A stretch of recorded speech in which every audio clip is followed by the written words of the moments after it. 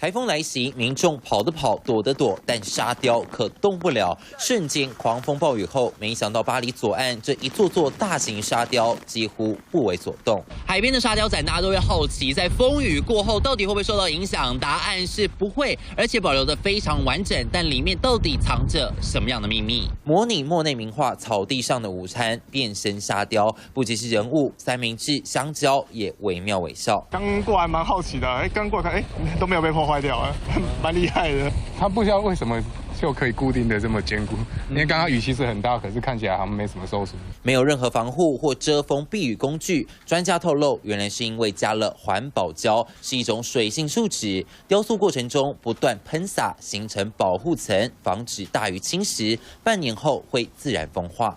风太大的话，我们就是会等风就是变小之后，就是看哪里需要修补，然后修补之后继续重新上胶。事实上，不只靠环保胶，沙雕前置基础工程也格外重要，要先经过滤沙、堆沙、过滤异物，让沙质更精细，最后建模、洒水、夯沙，出炉的作品才会精致坚固。细沙分子遇水反而更紧致，确保沙雕能在历经风雨后还能屹立不摇。三立新闻吕少博、徐云清新北市报道。